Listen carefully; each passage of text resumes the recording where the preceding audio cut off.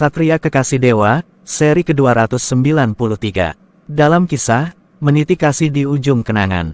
Tokoh dalam seri ke-293 ini, Rangga Mandaka, Ayu Wandira, Prawana dan Mahisa Dharma. Senja menguasai cakrawala. Binatang-binatang hutan mulai kembali ke dalam sarang masing-masing. Burung-burung hantu mengeliat bangun, bersiap-siap menyongsong datangnya malam. Terdengar sayup-sayup suara-suara di bahagian timur lereng Gunung Tengger. Suara-suara para prajurit kerajaan Campa. Prawana terhenyak sesaat melihat perilaku dan sikap Rangga Mandaka yang berubah drastis itu. Tatapan matanya menyusuri lekuk wajah bocah tabib yang mulai menginjak remaja. Ada ingatan dan perasaan khusus muncul mengambang dalam benaknya. Akan kenangan pada Paras Ayu istrinya. Berkatalah Prawana pada Rangga Mandaka yang masih menunduk takjim di hadapannya. Hai tabib, ada apakah gerangan sehingga engkau memberi penghormatan begitu santun? Apakah engkau mengaku akan kesaktian ilmu kanuraganku dan sekarang menjadi jerih? Sudahlah, angkat wajahmu. Aku jadi tidak nyaman dibeginikan oleh dirimu. Engkau kelamaan menunduk, nanti engkau ketiduran.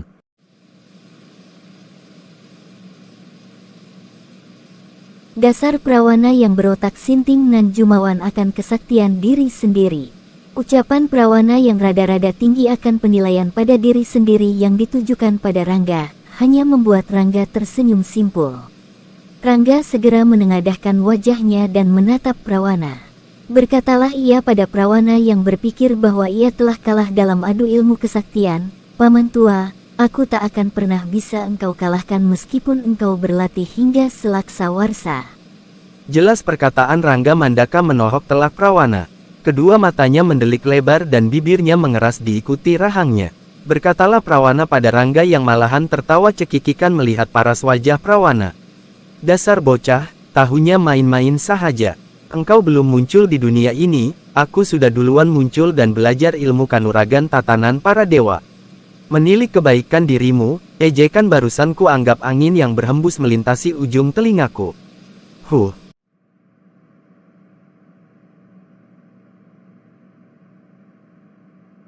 Tak tahan lagi. Semua orang tertawa terbahak-bahak melihat kelakuan dan perangai yang luar binasa dari seorang tua bernama Prawana. Seakan-akan mereka melihat adu mulut kakek tua dengan bocah sahaja. Sejurus kemudian setelah semuanya berhenti tertawa, tanpa permisi pada Prawana, Rangga Mandaka meraih kedua telapak tangan Prawana dan mencium lembut permukaan kulit tangan itu. Prawana tertegun tanpa menolak. Begitu juga dengan yang lain. Selesai mencium kedua tangan Prawana, berkatalah Rangga Mandaka kepada pria tua itu. Eyang, aku yang muda tak tahu akan sopan santun. Sudilah kiranya Eyang memahami dan memaklumi diriku yang hidup bebas dalam pengembaraan. Semua mata membeliak, termasuk Prawana. Apa bocah yang sebentar lagi beranjak remaja itu sedang melucu. Sampai-sampai pria tua yang tak dianggap itu disapa Eyang oleh seorang bocah yang mendapatkan julukan tabib dewa kecil. Nama itu yang telah mengguncang tanah Pasundan dan bumi Majapahit hingga keluar pulau Jawa Dwipa selama hampir 2 warsa ini. Sedangkan pria tua itu hanyalah seorang pengembara yang tidak jelas asal-usulnya. Pria yang berperingai di luar dari norma dan kebiasaan masyarakat pada umumnya.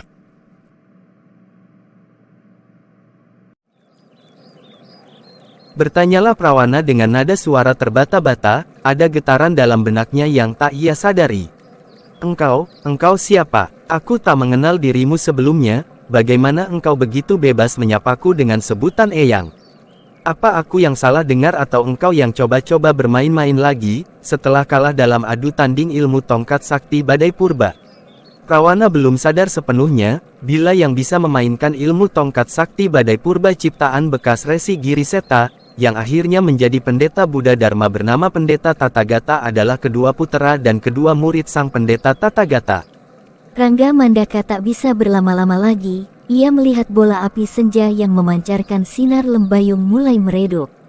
Ini pertanda ia harus kembali ke dataran rumput Bukit Ranipati. Ia harus segera mengaktifkan kembali segel 9 tempurung kura-kura langit sebelum malam menyapa. Ia memerlukan inti matahari yang terpancar dari sinar lembayung senja, saat ia berkultivasi mengaktifkan segel itu. Berkatalah ia di dalam hatinya, aku harus segera menyudahi pertemuan ini, masaku tak lebih dari 1 pentungan. Setelah itu, Rangga Mandaka berkata kepada Prawana yang cengegesan, "Eyang, ketahuilah bahwa aku tidak sedang bermain-main. Aku terpaksa menguji Eyang untuk memastikan dugaanku pada Eyang setelah Eyang menanyakan asal-usul pusaka tongkat bambu hitam. Setahu diriku, pusaka ini hanya diketahui oleh kedua putera dan kedua murid pendeta Tathagata. Dalam masa pengembaraan, ibu asuhku mengatakan kepada diriku bahwa aku memiliki eyang kandung, yakni ayah kandung dari ibuku. Selama itu aku hanya tahu bila Eyang Wisesa adalah ayah dari ibu. Eyang, aku putera tunggal dari puteri kecil Eyang yang pernah Eyang titipkan pada Eyang Wisesa." Prawana yang mendengar nama Wisesa sudah hampir tidak tahan untuk memeluk Rangga. Apalagi setelah Rangga mengatakan bahwa Rangga adalah putera dari puteri kecilnya yang ia titipkan pada Wisesa, saudara tuanya yang sangat ia hormati sepanjang hidupnya, setelah sang ayah yang bergelar pendeta Tirtaloka Tathagata. Prawana mendekap erat Rangga Mandaka. Tak ada kata yang terucap. Yang bicara adalah bahasa tubuh. Jambu Nada dan yang lainnya terdiam. Ada haru di relung hati terdalam mereka melihat seorang bocah hidup dalam pengembaraan yang sangat keras, akhirnya berjodoh dengan eyangnya. Sejurus kemudian, berkatalah Prawana setelah menikmati pertemuan dengan keturunannya, yang tak pernah terpikirkan oleh dirinya. "Oh Gusti, sungguh nikmat perasaanku saat ini, setelah engkau pertemukan diriku dengan cucuku ini. Hahaha, aku punya cucu yang sakti mandraguna. Hahaha, tidak percuma didikan buyut Giri Seta, Eyang Wisesamu dan kedua orang tuamu, Rangga. Terutama ibu asuhmu, aku ingin mendengarkan bagaimana engkau bisa seperti ini. Namun sepertinya masa kita tak banyak lagi karena engkau akan kembali ke Bukit Ranipati." Rangga Mandaka tersenyum bahagia setelah tidak sengaja bertemu dengan ayah kandung dari ibunya. Mungkin ibunya pun tidak pernah berjumpa dengan pria tua ini. Berkatalah Rangga Mandaka pada Prawana, "Eyang, bukankah sebelumnya aku telah berkata bahwa kita berjodoh? Mulai sekarang, Eyang ikut aku. Kita sementara tinggal di puncak Bukit Ranipati. Eyang tidak akan kesepian lagi. Aku banyak kisah yang bisa Eyang dengarkan.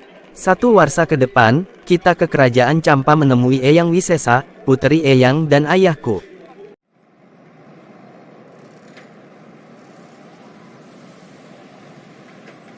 Prawana kegirangan mendengar ucapan Rangga Mandaka, ia menari-nari bak anak kecil kesenangan.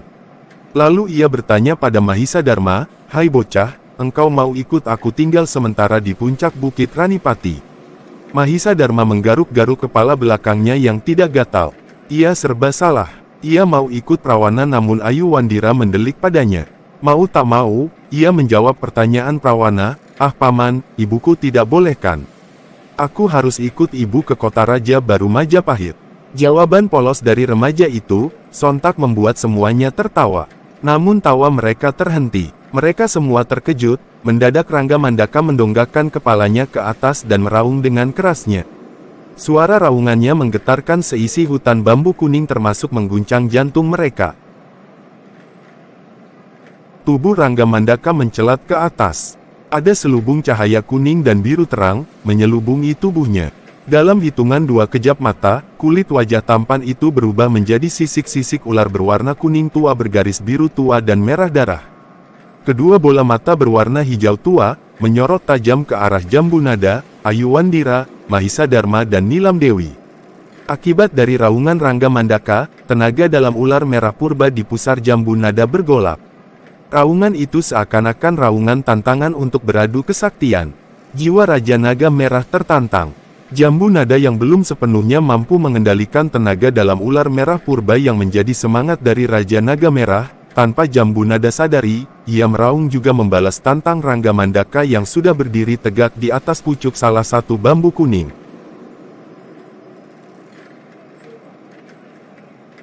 Nah, sekian dulu ya. Nantikan kelanjutannya di channel ini. Terima kasih atas kunjungannya dan juga dukungan, kontribusi, komen, share, like, subscribe, lonceng dan waktunya. Sampai jumpa.